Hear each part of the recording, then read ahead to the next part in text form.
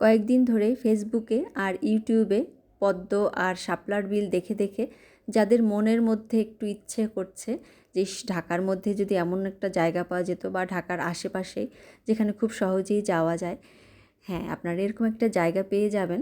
আমার কিছু ভিডিও আর ছবি দেখে অনেকে আমার কাছে জানতে চেয়েছেন জায়গাটা কোথায়। তাদের জন্য আজকের এই ব্লগটা। ঢাকার খুব কাছেই রূপগঞ্জ, নারায়ণগঞ্জের এদিকে একটা রিসোর্ট আছে। এই যে আমাদের নতুন বাণিজ্য মেলা যেখানে পূর্বাচল, এই যে বাণিজ্য মেলার সামনে দিয়ে চলে যাবেন জিন্দা পার্কের সামনে। এটা রূপগঞ্জ নারায়ণগঞ্জের মধ্যেই পড়ে। জিন্দা পার্ক থেকে মাত্র 10 মিনিট বা 15 মিনিট সময় লাগতে পারে। আমরা খুব ভোরেই বের হয়ে গেছিলাম, 5:30টায় বের হওয়ার কথা ছিল, কিন্তু এমন বৃষ্টি আর খুব খারাপ ওয়েদার, রাস্তা দেখতে পাচ্ছেন কেমন কাদা কাদা হয়ে গেছে। আপনারা যারা যাবেন তারা অবশ্যই রৌদ্রোজ্জ্বল দিনে যাবেন, এরকম বৃষ্টির দিনে কেউ যাবেন না সাহস করে, কারণ রাস্তা ওইদিকে খুব একটা ভালো না, রাস্তার কাজ চলছে, দেখতেই পেলেন ভিডিওতে। তো আমরা এই যে এসে গেছি জিন্দা পার্কের সামনে। আমাদের সময় লাগলো 1 ঘন্টা। 1 ঘন্টা আসলে লাগার কথা না, মিরপুর থেকে 40 মিনিটে মনে হয় যাওয়া যায়, রাস্তা খারাপ থাকার কারণে আমরা খুব একটু সাবধানেই গেছি। যেহেতু আগে থেকে প্ল্যান করা ছিল সেহেতু আমরা প্ল্যানটা ক্যান্সেল করতে পারিনি।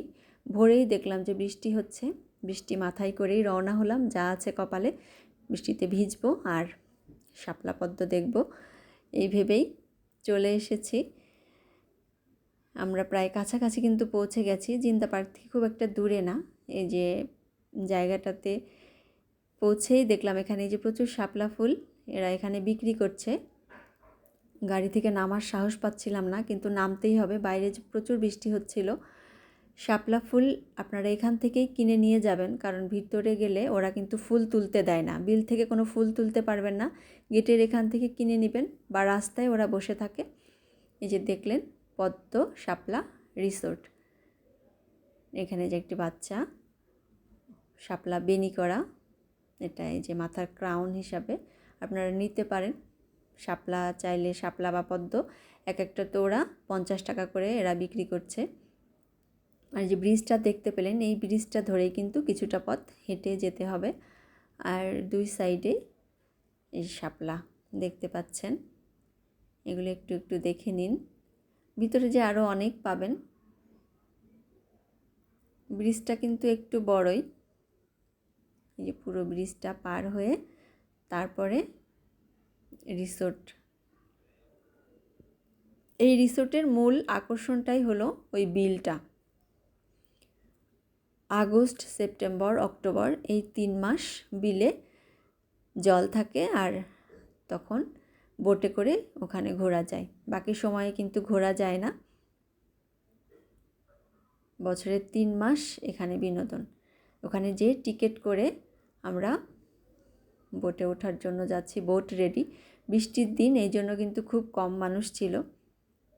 বোটে উঠেই দেখতে পেলাম একটা গোলাপি ছাতা, দেখে আমার মনটা ভালো হয়ে গেল, সব কিছু ম্যাচিং, ছাতাটা অন্যরকম ছিল কিন্তু বোটে উঠে সেটাও পেয়ে গেলাম। এরপর আমাদের যাত্রা শুরু হলো।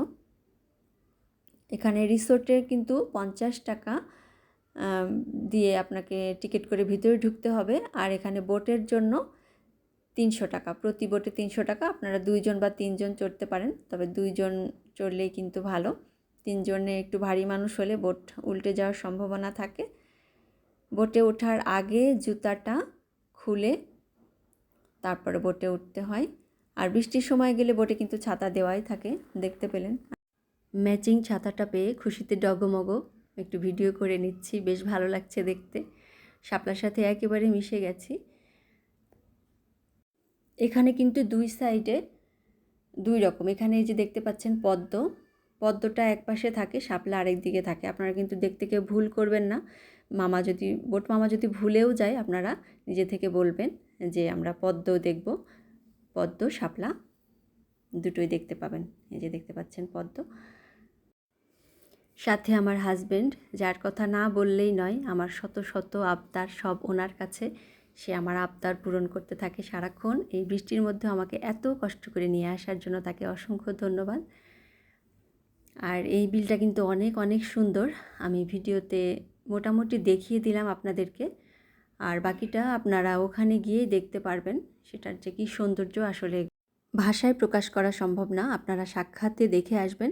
আর এখানে যাবার জন্য যে বিষয়গুলো খুব খেয়াল করতে হবে যে আপনাকে অবশ্যই খুব ভোরে যেতে হবে। 10টার মধ্যে না দেখতে পারলে কিন্তু এই ফুলগুলো বুজে যায়, এটার আসল সৌন্দর্য পাবেন না। খুব ভোরে ভোরে চলে যাবেন। আর এখানে প্রচুর মানুষ হয়। শুক্রবারও এখানে 1400+ মানুষ ছিল। বৃষ্টির কারণে গত শনিবারে একটু মানুষ কম হয়েছিল।